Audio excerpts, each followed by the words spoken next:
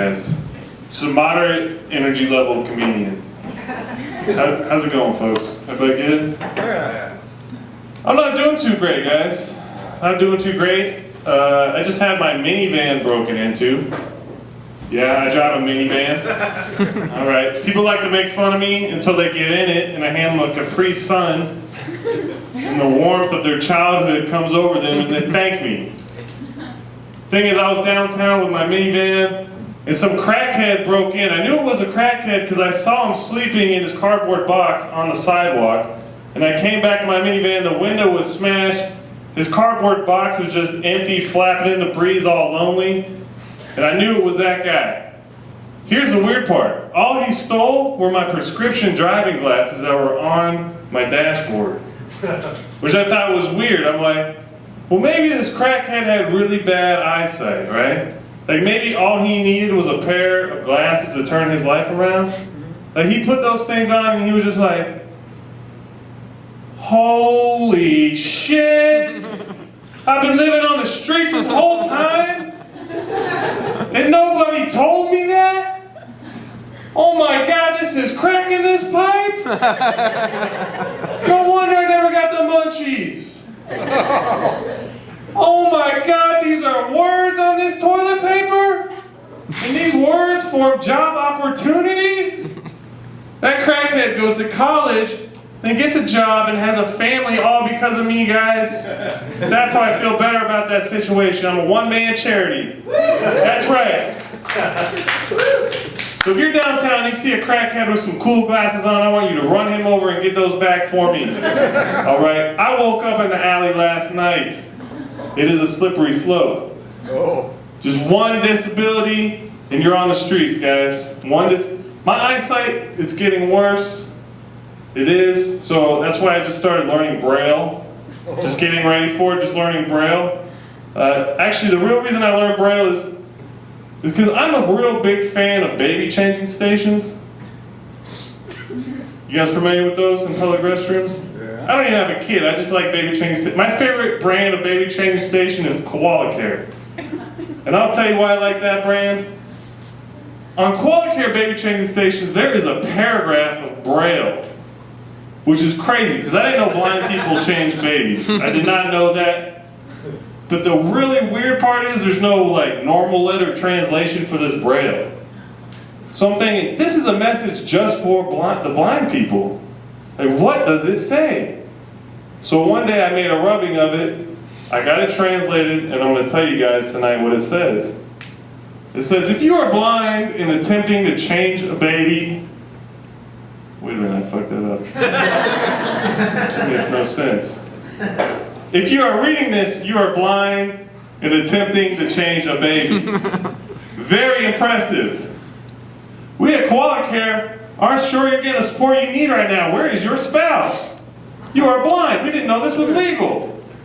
And we hate to say it, but that kid doesn't even look like you. Please wash your hands. That was a little weird. I think blind people know how to wash their hands by now, right? Apparently that's a very important sign, because I was going to a public restroom the other day and I saw a blind guy come out with a baby, and the baby had a diaper on its head. And I went in and it wasn't a Koala Care baby change station. It was Duty Bar. That was the company. I made that company up, yeah. It doesn't exist. If I was to have a company, that's what it'd be called. It's cool. I think about this stuff a lot. Guys, the other night, I fell asleep while smoking an e-cigarette. And I electrocuted my house down. Very dangerous. Don't do it, guys. Don't do it. Be careful. Don't drink and smoke e-cigarettes and sleep. E-cigarettes are a great product. I'm coming up with some of my own products, guys. Well, the first product I came up with, I'm going to tell you guys about them tonight, because I know you're not going to steal them from me, these ideas. The first product, it started from a hobby. I started collecting unpaid parking tickets.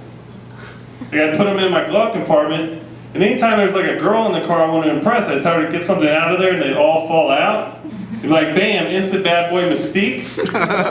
Like, that's all you need.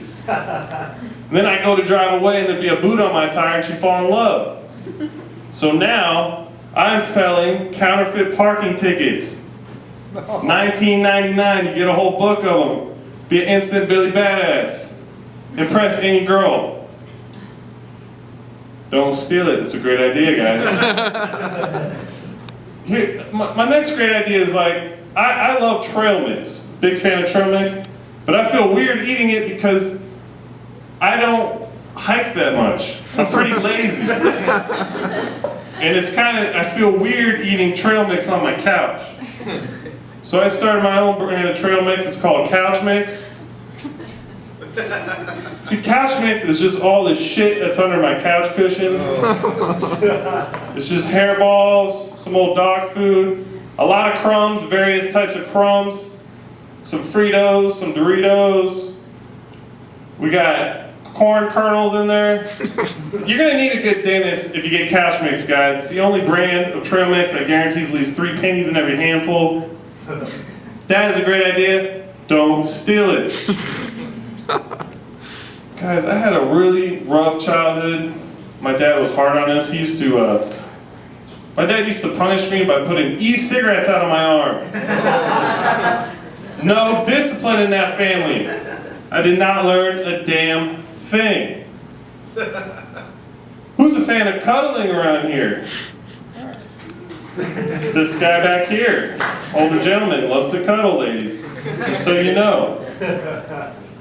I was laying in bed the other day and my girlfriend, or the girl I'm seeing, I'll figure that out on my own time. She's like, Eric, spoon me. And I was like, no, you spoon me for once. I want to know what that feels like. Let me tell you something, fellas. This is a secret we've been keeping from us. Being a little spoon is the shit. I've never felt so little. It's so safe and womanly. She reached over and caressed my bosom, and I was on cloud 9. I was in ecstasy. And then I felt a poking in my butt, and I was like, what are you doing, roommate John? Okay, that part didn't happen. That's a new part. Guys, I really want to know, I really want to hang out with the Josh that inspired the term just Joshin'. That had to be a fun motherfucker. Everything was fun when you're hanging out with Josh. His name became a verb for joking. You don't get much cooler than that. But what about Ralph? Ralph liked to drink a lot. He threw up a lot. Josh and Ralph together, they'll tear your house down. This is crazy. I'm like, man, I wish my name's Sheffield. I wish Sheffield became a verb. Just chefing. What would that mean? I think just chefing, that's like when, you know, like when you fart in public and it ends up being way worse than you expected? See, when I do that, I instantly just try to sniff it up as quickly as possible, like a giant Hoover vacuum. I try to just spare everyone around me. So if I ever pass out when we're in line at Rite Aid, you'd be like, hey, why are you just chefing me, Eric? Why are you chefing me? Or like, just chefing is when I have a bigger closet than my roommate, so he keeps his emergency earthquake water in my closet. But at night, I'm too lazy to go into the kitchen. So I just drink his emergency earthquake water. So when we have the big one hits, he's gonna be dying of thirst. Oh, damn it, Eric, why'd you chef me? Why are you chefing? Just use that term, guys, just chefing, it's a new one. Leave you on this one thought. If you guys ever wanna know what it's like to suck on a robot's penis, get yourself an e-cigarette. You guys last my e-cigarette show. I'm Eric Sheffield, just chefing things up.